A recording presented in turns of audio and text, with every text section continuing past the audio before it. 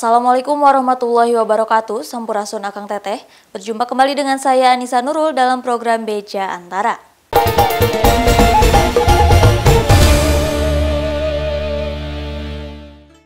Kepala Pusat Karantina Hewan Kementerian Pertanian, Wisnu Wasi Saputra, pada Jumat 15 Juli mengungkapkan berbagai upaya terkini pihaknya dalam penanganan dan mencegah penyakit mulut dan kuku pada hewan ternak. Di antaranya, dengan melakukan pemeriksaan di pintu pengeluaran dan pemasukan resmi lalu lintas hewan.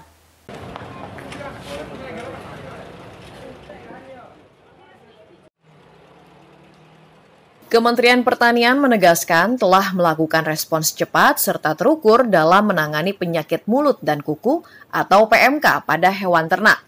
Melalui beberapa penerbitan keputusan Menteri Pertanian, surat edaran dan pedoman pelaksanaan pengawasan ternak sesaat sejak ditemukan kasus PMK yang pertama.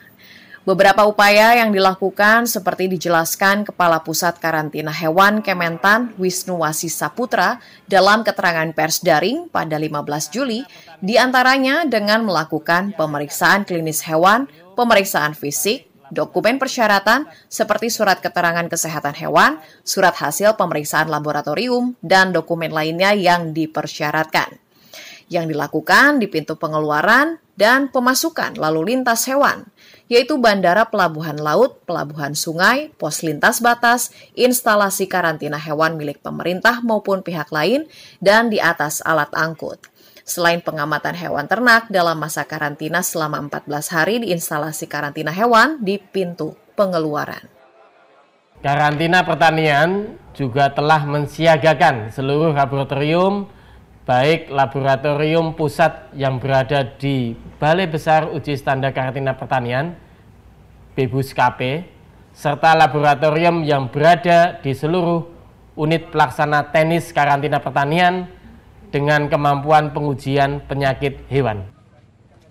Pihaknya, lanjut Wisnu, turut mengupayakan kapal ternak atau laut untuk tidak melintasi zona merah atau daerah yang tertular PMK. Selain juga bekerja sama dengan TNI, Polri, pemerintah daerah, Bea Cukai, imigrasi, maupun partisipasi masyarakat guna melindungi sumber daya hayati Indonesia. Tim Kantor Berita Antara mewartakan.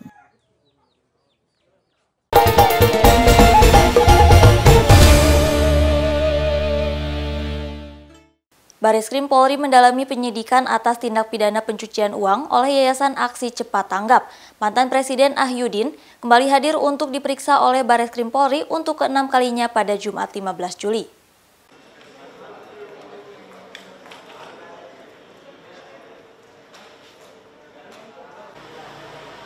Badan Reserse Kriminal Bareskrim Polri kembali memeriksa mantan Presiden Lembaga Yayasan Aksi Cepat Tanggap atau ACT yang ke-6 kalinya hari ini Jumat 15 Juli.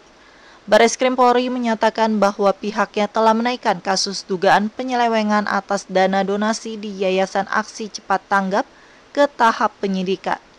Tiba di kawasan Bareskrim Polri pada pukul 14.00, mantan Presiden ACT Ahyudin hadir didampingi kuasa hukumnya Teguh Pupun Zulkifli.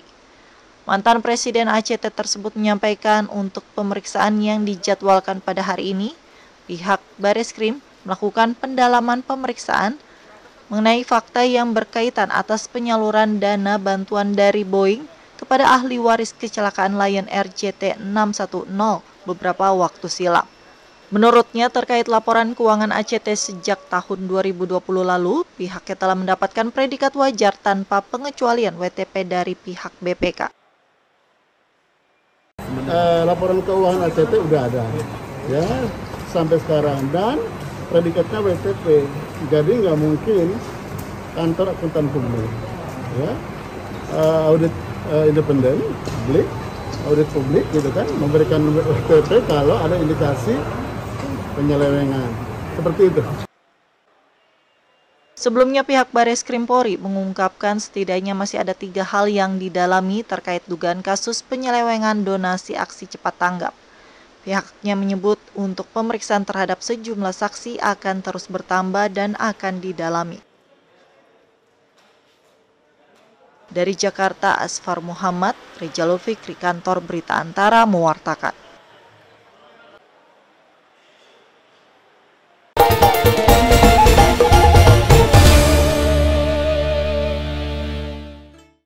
Polrestabes Surabaya pada Jumat 15 Juli mengungkap mengenai penangkapan 8 orang komplotan sindikat perjokian ujian masuk perguruan tinggi negeri. Komplotan ini setiap tahunnya meraup keuntungan hingga mencapai 6 miliar rupiah dari para peserta ujian yang menggunakan jasanya.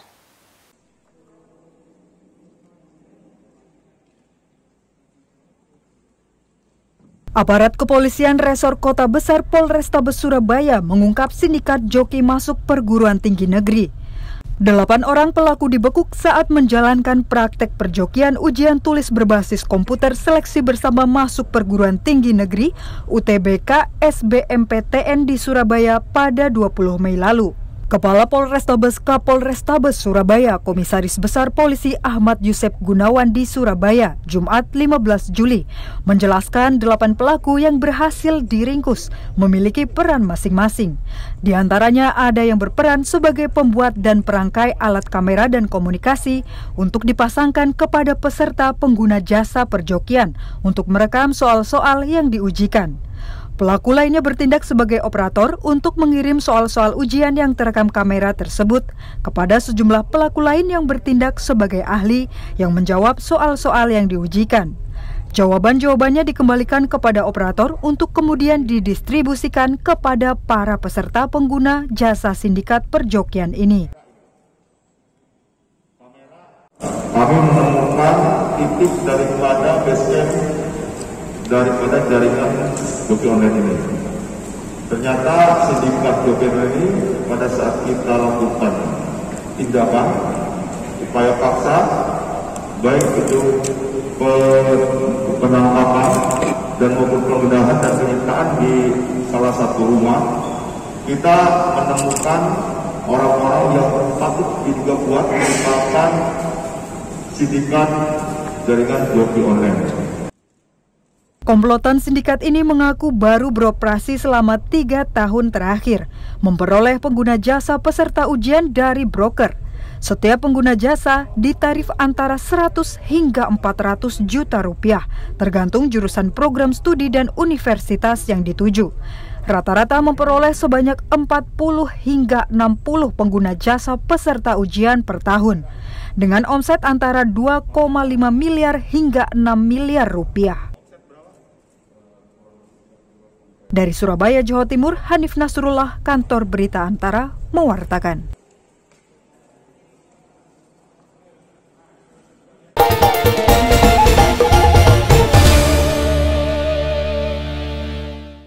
Polresta Malang Kota melalui Polsek Blimbing berhasil menggagalkan peredaran 55.260 butir narkoba jenis pil double L atau yang biasa disebut pil koplo dari pelaku berusia 23 tahun berinisial FAV.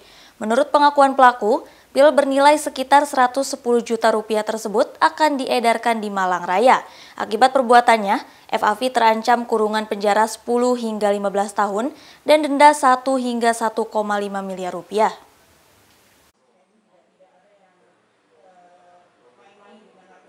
Polresta Malang Kota melalui jajaran Polsek Blimbing berhasil menggagalkan peredaran 55.260 butir narkoba berjenis pil double L. Seorang pengguna berinisial DA awalnya diamankan polisi, dan dari DA ini diamankan pula seorang lainnya berusia 23 tahun, warga Arjosari berinisial FAV.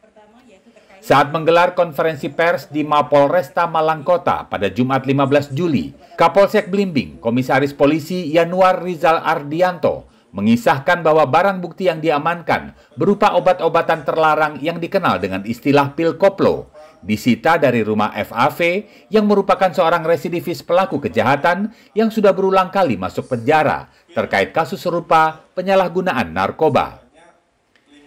Pil koplo yang diduga akan diedarkan di kawasan Malang Raya dikemas dalam 55 botol plastik dengan nilai sebesar 110 juta rupiah. Pada saat itu terjadi transaksi jual beli pil koplo ini atau biasa kita sebut pil koplo, yang kemudian kita tindak lanjuti dengan penangkapan tersangka. Peristiwa ini terjadi pada tanggal 18 Mei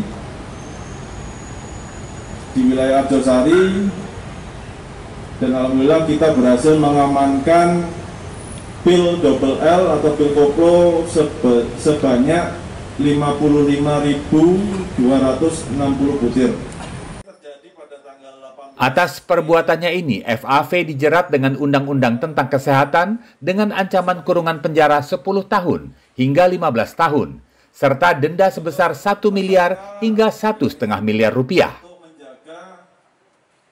Dari Kota Malang, Jawa Timur, Saiful Afandi, Kantor Berita Antara, mewartakan.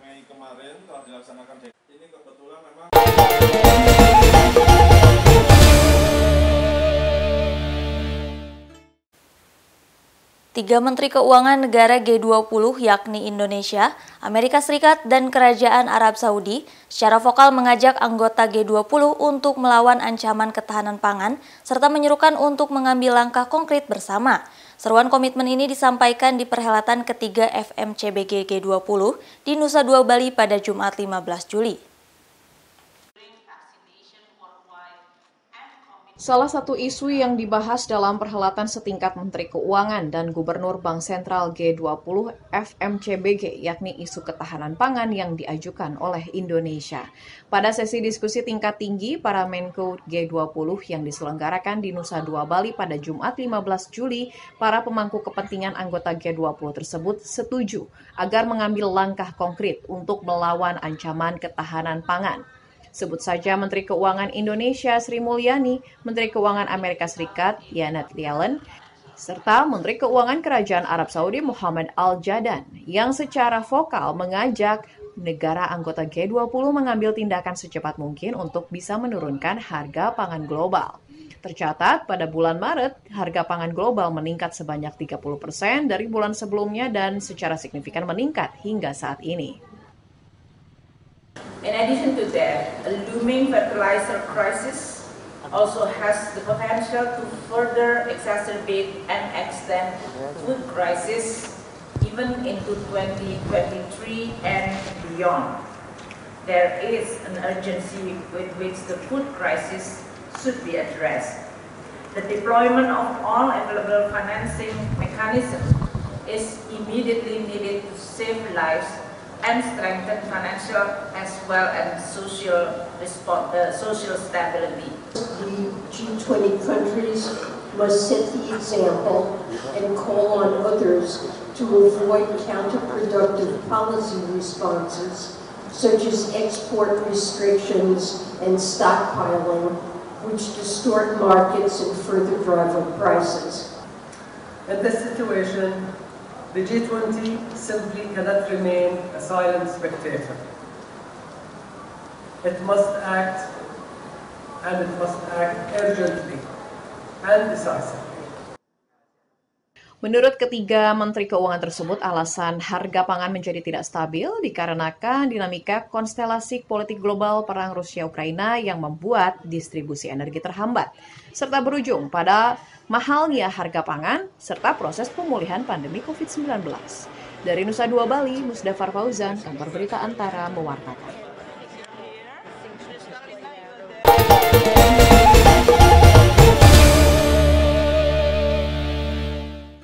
Dalam konferensi pers pada Jumat 15 Juli di Jakarta, Menteri Koordinator Bidang Kemaritiman dan Investasi Luhut Binsar Panjaitan mengatakan tidak relevan apabila membandingkan kondisi Sri Lanka dengan Indonesia.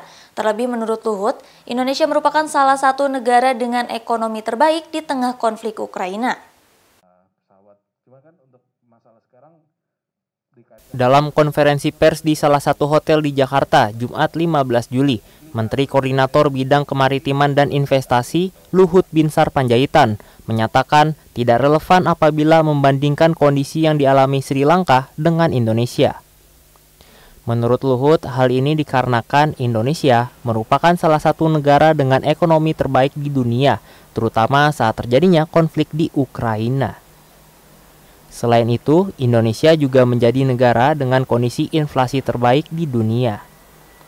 Luhut menyebut, jumlah ekspor Indonesia terus meningkat selama 26 bulan terakhir, dan hal ini juga dialami oleh impor Indonesia. Jadi kalau ada yang ngomong kita mau samakan dengan Sri Lanka, bilang dari saya itu sakit jiwa dia itu. Ya, Lihat data-data yang baik itu. Kalau dia suruh datang ke saya dia. Orang bilang nih Pak Luhut nantang, bukan nantang ya, supaya dia jangan membohongi rakyatnya. Luhut menambahkan, di masa sulit saat ini, seluruh elemen masyarakat harus kompak, jangan sampai ada yang membohongi rakyat, seperti membandingkan ekonomi Indonesia dengan Sri Lanka. Dan sebagai informasi, pada Sabtu 9 Juli 2022, kantor Presiden Sri Lanka diserbu oleh para pengunjuk rasa menyusul krisis yang sedang dialami Sri Lanka. Dari Jakarta, Rio Faisal, Kantor Berita Antara, mewartakan.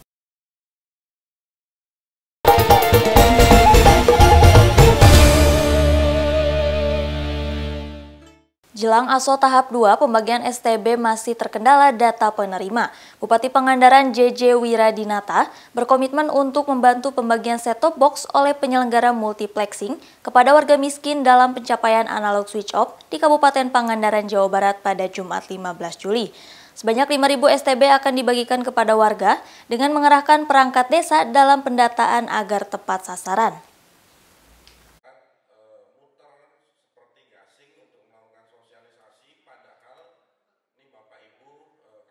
Pemerintah akan menghentikan siaran analog free-to-air dan secara total beralih menggunakan siaran televisi digital pada 2 November mendatang. Secara bertahap, pemerintah pun melakukan sosialisasi dan pembagian set-top box atau STB sebagai decoder untuk menangkap siaran digital terestrial. Namun beberapa daerah mengalami kendala sehingga target distribusi STB tidak tercapai atau tidak tepat sasaran.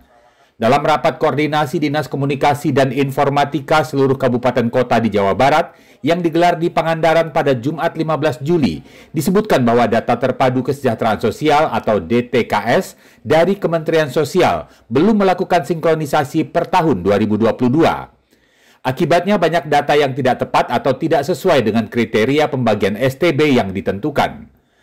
Hal ini diungkapkan oleh Sekretaris Perusahaan Surya Citra Media atau MTEK, Gilang Iskandar, yang menjadi salah satu penyelenggara multiplexing atau lembaga penyiaran dalam siaran televisi digital. Menurut Gilang, pandemi COVID-19 yang masih mewabah menjadi salah satu penyebab terkendalanya pembagian STB. Kenapa sekarang rada tersendat-sendat? Karena memang waktu komitmen dibuat itu COVID masih di awal. Dan kita tidak memperkirakan COVID sepanjang ini. Nah, dampak dari COVID salah satunya memang secara pemasukan iklan juga kita terdampak. Itu salah satu kendalanya, sehingga sedangkan biaya pengadaan STB ini tidak murah. Dalam rangkaian acara IKP Fest 2022 tersebut, Bupati Pangandaran JJ Wiradinata mengatakan siap membantu mengumpulkan data terkini, khususnya data warga yang berhak mendapatkan STB dengan memanfaatkan perangkat desa. Saya kira kan ini sesuatu yang baru ya, dan saya yakin masyarakat juga belum tahu mengenai ASO ini. Saya kira emang pertama sosialisasi pada masyarakat, sebentar lagi ada penghentian televisi analog ya, dan akan seperti itu, tentu sosialisasi menjadi penting. Saya akan undang camat dan kepala desa, ya, kepala desa, ya, nanti jika saya akan lihat waktunya kapan dan sebagainya.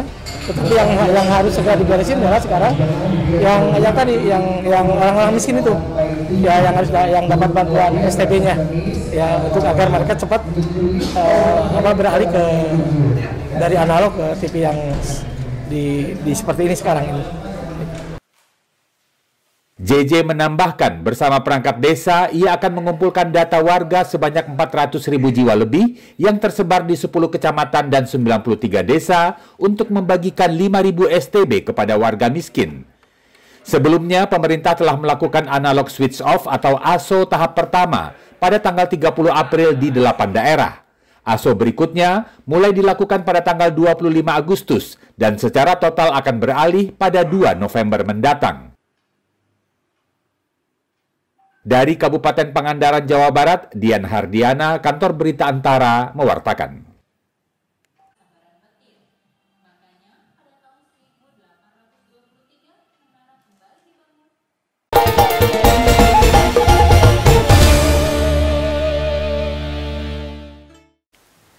Akang Teteh, demikian Beja Antara hari ini. Tetap saksikan Beja Antara setiap hari Senin sampai dengan Sabtu. Saya Anissa Nurul beserta kru yang bertugas pamit undur diri. Terima kasih. Wassalamualaikum warahmatullahi wabarakatuh.